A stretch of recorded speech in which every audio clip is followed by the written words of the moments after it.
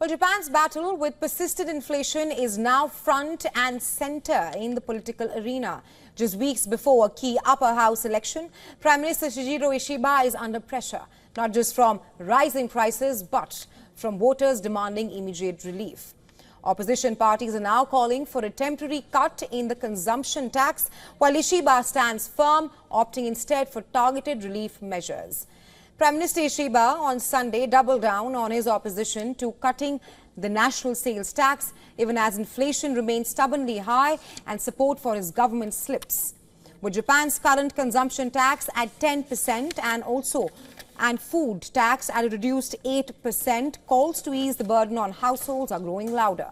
Japanese consumers have endured more than 3 years of inflation at or above the Bank of Japan's 2% target.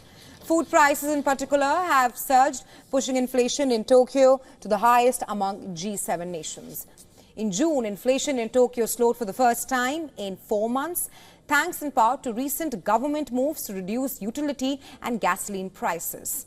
Speaking at a conference hosted by the Japan Productive Center, Ishiba stressed the need for speedy action, but also warned that any relief must not threaten funding for medical care, elderly care or pensions. Instead of a sales tax cut, Ishiba has proposed direct cash handouts to households most in need. A plan, he says, targets relief more effectively.